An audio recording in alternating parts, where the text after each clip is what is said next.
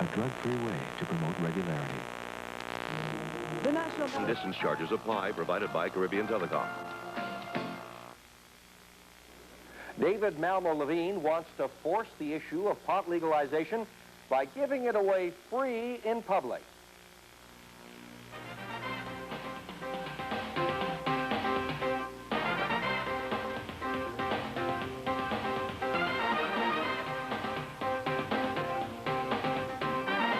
Remember the great pot legalization rally in Strathcona this past summer with its bare-breasted teen protesters? David Malmo-Levine was one of the organizers. Last Saturday, he was at it again, giving away free marijuana at Gazebo Park. He calls politicians who have smoked dope but still call for criminal penalties hypocrites. So was that this past weekend? Yep, that was this past weekend. So I'm surprised. I was somewhat concerned that you might not show up today since you were trafficking in an illegal substance this past weekend. I assumed you'd be arrested, that you'd be in the slammer. Well, I guess the police didn't want to arrest me on site because they didn't want to blow things out of proportion and have people discuss the legalization debate a lot. So they decided to wait till after when some people forgot about it and there wouldn't be as much of a stink. So are you going to be arrested? Well, yeah, that's what they told me. The Sun reporter came over and said, yeah, they're going to arrest me later on this week sometime. So what'd you give away? We gave away, see, it wasn't just me. I belong to this group called Grassroots. All 26 of you or whatever. Yeah. It's how many members? Well, yeah, there's, the average meeting is about 20, 25. But anyway, the Edmonton Journal gave us $100 for submitting an opinion editorial, and we voted to take the money and get everybody stoned for the next rally. So you guys were all stoned on Saturday. Well, yeah, Were you smoking? Pretty Were you smoking in public? Yeah. Oh, yeah. We attempted to show, you know, just how horrible a crime it was by getting a large group of people stoned and showing, you know, just how. So did you smoke yesterday, Sunday? No. So the last time you smoked, was or did Saturday. you smoke before you came on here? No. Are you sure? Yeah. No, your pupils aren't dilated. Let me take a look. But this stuff stays in your system for 72 hours from the last time that you smoked, and it has impact on the way your brain operates, your mind operates. I mean, for me, my personal experience is you smoke a marijuana cigarette, and then for about 4 or 5 hours, you're stoned. You get a time distortion. Your sensations are somewhat more exaggerated, and then after that, you just kind of feel mellow. Yeah, but I'm talking about the residuals. Is it TCH? What is it? THC. THC. Yeah. Stays in your system for 72 hours. I mean, they proved that. Right, but stays in your system as in, yeah, it can be located. Impact. But, well, what impact does it have? Well, on the way your mind functions. Well, yeah, but is that really laid back? Is that a negative impact or a positive impact? Like, for me, I found, like, I can't speak for everybody, but, like, possibly you smoke marijuana and it doesn't do things to your mind that you wish it to happen. But for me, I find that well, for one thing, I enjoy sensations much more when I'm on dope. For another thing, what you're saying is you can't face life without drugs. No, not at all. I just have a distorted perception of what's going on. Well, I mean, your view is a distorted perception. Perhaps, you know, I would say that life on caffeine is a distorted perception, or, you know, through alcohol. I see it as a tool, you know. Tool for what? A tool for introspection. Well, you know, I mean, exploration. I went through the 60s, so I did a lot of the stuff. Mm-hmm. And I used to think I was really brilliant when I wrote these poems or had these insights about life. And then I would be unstoned the next day and take a look at this, and it was gibberish. Well, garbage. I write most of my articles in the University of Alberta student newspaper on marijuana. And for the most, I guess, like, from what other people tell me, they're not gibberish at all. They make a lot of sense. That's why you're confined to a university paper. Well, I'm not confined to a university paper. I also write a regular column in the Edmonton Journal. Well, I mean, the Edmonton Journal, and the Magazine. The Edmonton Journal and the Edmonton Sun and Maclean's magazines are all corporate media. That means that they rely more on pleasing their advertisers than getting the news across. So I'm limited to. What are you suggesting that the media? Are you suggesting that the media responds just to the advertisers, or do you think that they're trying to attract a broad an audience as possible? Well, I mean, so that they can deliver an audience to their prospective advertisers. Well, that is the role of the media, is to deliver an audience to advertisers. Yeah, I mean, the product is the audience, right? And you are selling the audience to the advertiser. That's right. So you're going to reflect the needs of the advertisers. Now, let's say you have Seagram's or Coca-Cola as part of your advertisement. Now, maybe Seagram's feels threatened by a non-toxic drug, recreational pharmaceutical, coming onto the market. Well, why? I mean, you and I are talking about it here on CFR on television. Well, We've I mean, talked yeah, about it a number of times on 930 CJCA. Well, it's an issue that's being debated. But I think your problem, David, I think your problem is those of us who started this sort of drug revolution. I mean, we've grown beyond that. I mean, it's a big hoax. And for many people, it became a gateway drug into the harder drugs. Well, that's because it's illegal. Like smack and cocaine. Well, take a look at what Holland does. I mean, they separate the hard and the soft drugs. Is Holland a society that we would want to emulate? Well, we can learn from them. We can see that abuse and use go down with legalization, with the removal of prohibition. I think it's a very healthy approach, is to educate people about what the options are of what they ingest in their systems and allow them to make choices. Let me go back to the summer rally. I understand this past weekend you confined yourself just to marijuana. But the past summer rally, you had young teenage girls. I had. Well, you organized it. Well, I mean, I helped who just roved in public. Disrobed, and apparently you dropped your drawers. Well, yeah. I mean, I was trying to draw the connection between one victimless crime and another victimless crime. What is the connection between dropping your drawers and wanting to legalize pot? Well, okay, the states can arrest you for not hurting anybody, and I think that's very dangerous. For one thing, you know, there's this double standard as regards to the girls who decided themselves. I didn't order anybody to take off their shirts. I understand that. Okay. They were willing participants. Right. I mean, they were proving a point that there's a double standard. The double standard is guys can walk around with their shirts off on a hot day. But you dropped your drawers. Well, yeah, I was showing that. What do you call that, by the way? You told me before going on air. There's hanging a rat. Hanging a rat. Yeah, that's what that's called. That's frontal exposure when you drop your drawers versus mooning when you show your behind. Exactly. Okay. Okay.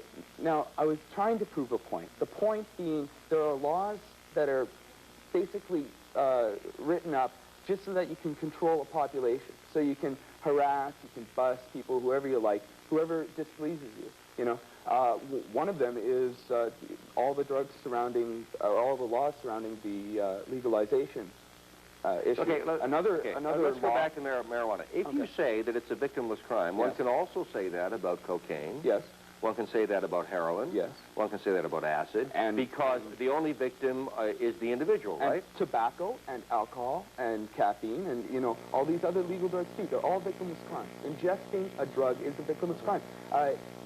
You remove the abuse potential when you educate. If someone fries themselves to the point that they cannot function and look after themselves in society, right. Do you think it's society's responsibility then to nurture and look after and care for you, for instance? Well, Should I then, with my tax dollars, end up paying for your rehabilitation, or because you become a vegetable, look after you for the rest of your life? Well, or should I just leave you on the sidewalk to die, to rot away?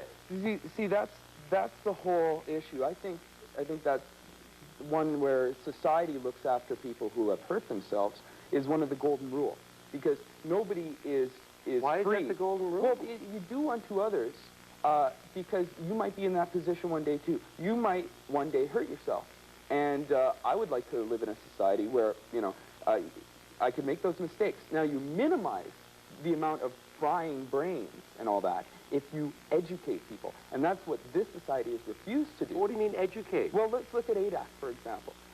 They've been, I know it's now defunct, but they've been giving away for free to every teen in Alberta, Zoot Capri magazine. And what Zoot Capri magazine does is it lies to them about marijuana, and they lose all, you know, they might be getting some really good advice about other drugs. But when the teenagers find out that Zoot Capri magazine has been lying to them about marijuana, they don't believe the rest of the good information, and the abuse potential goes up. I think we should make reefer madness mandatory viewing. Yeah, as a perfect example of drug propaganda. All right, our guest is David Malmo-Levine, and he wants to legalize marijuana, as well as what? The ability to hang a rat? Well, all victimless crimes should be permitted. I see, okay. Well, I don't know if I would want you to hang a rat in front of me and my kid, but nevertheless. The number to call is 451-8040, and tomorrow, Senator Royce Frith, who's actually going to defend the indefensible, the Canadian Senate. Don't go away.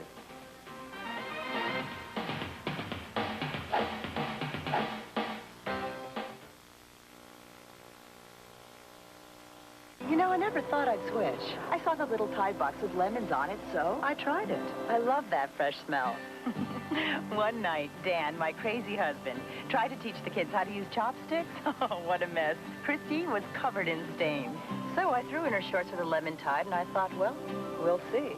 A small scoop of new Ultra Tide Lemon Fresh gets out tough stains better than another leading lemon detergent. I saw the difference. I wasn't expecting them to look so much cleaner. Pick the best lemon clean. Get Tide on your side. At last, I can unwind and wear something that's just for me.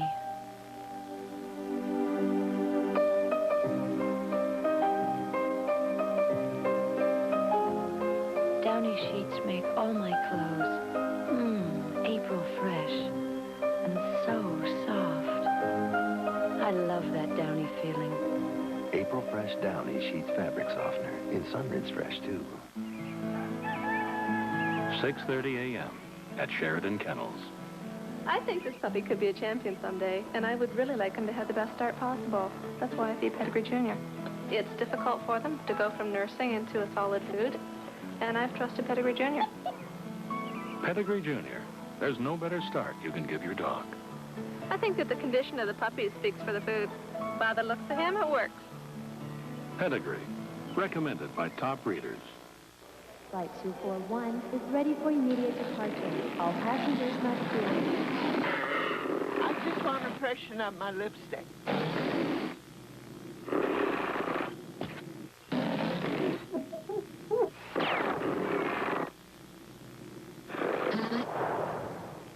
Is it on straight?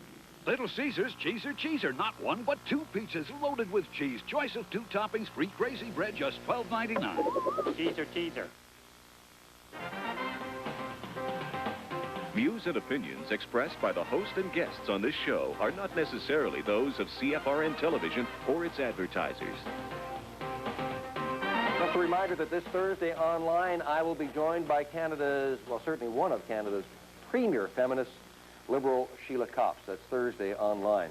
Presently in the studio, I have David Malmo-Levine. I still don't understand why you're mixing drug legalization or marijuana legalization with dropping your drawers. Well, it's quickly tell me how. Where's the connection? Try to say it again. I think it's more harmful to throw somebody in jail for a victimless crime than it is for them to commit that crime. You know, in this Western society, we have this fear of nudity. You know, people are born naked. It's a natural thing. It happens all the time. People, you know, but you know what your problem is? You're 23 years old. 22. 22 years old. Mm-hmm. You were probably born 20 years too late. No, see, I think I think there must have been, the big guy upstairs must have hit the wrong button or something. You should have really been popped out so that you were about 18 in the late 60s. No, I mean, I draw a lot from the 60s. Then you would have had all the brothers and sisters, and it was all love, and if people only burned marijuana in their gas tanks, the whole city would be high, and it would be war and peace, and humanity would embrace itself. I mean, the 60s were great for a lot of things, but I think there were some very serious mistakes made by the hippies in the 60s. Like what? Well, for example, they gave up after Kent State. I mean, I gave up after Kent? Yeah, you know, Nixon was removed, the bad apple was gone, and everything was going to run fine after that. Representative democracy was going to work. I personally think that's a fallacy. I believe that representative democracy has to be destroyed. So, what do you believe in? A direct democracy with a real debate, a real referendum, a meaningful referendum, which means that people themselves can contribute to the debate in the mass media, not just, you know, corporate media. I'd like to see in about 20 years, just like Jerry Rubin, you'll probably be mainstream, short hair. I'll be like Abby Hoffman. They'll have to kill me to put me away. Yeah, well, is he your idol? What? Well, no, I mean, I don't have an idol. I draw from a lot of sources. Abby Hoffman's one, Lenny Bruce, Noam Chomsky. All right, let's take some calls. Line 4, you're online. Go ahead. I'd just like to say that, first of all, there's many people in the mainstream that don't look like this gentleman on the air. They're not all hippies, and they do function normally. Just smoking pot doesn't ruin their lives. It's just a way to relax sometimes. All right, thank you. You stack the lines again. Well, probably the first 4 or 5 calls we have to disregard. Line 5, you're online. Go ahead. I just have one question, and that is, what kind of response would you expect to get from a person that's on drugs in an emergency situation? Good point. Which drug? So sorry for the ambulance drivers and maybe police and things like that. Can you imagine going to a fire or going to an accident? So are you suggesting that once legalized, they should be able to smoke? Thank you very much, caller. Are you suggesting that they will be able to get stoned like people smoke cigarettes? Well, I mean, people do it now.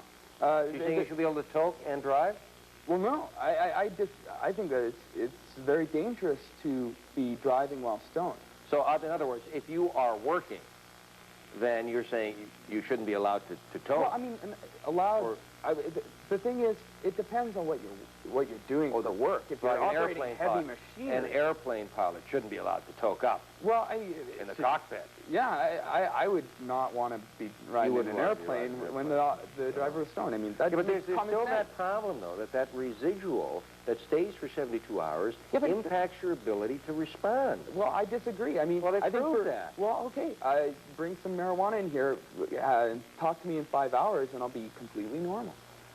Well, that's assuming that you're normal now. Well, I mean, from that residual. I'll be a high-functioning individual. Line 6, you're online. Go ahead. Line 6. All right, let's go to line 7. You're online. Go ahead. I guess I don't understand this victimless crime.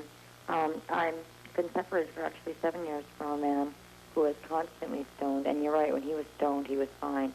When he wasn't stoned and he needed his fix, it wasn't a victimless crime. I was the victim. Him beaten was the crime, and I don't understand where you're coming from. The violence was a crime, but did the violence come from smoking marijuana? Line 8, you're online. Who's that? Line 8, go ahead. I thought I said look at...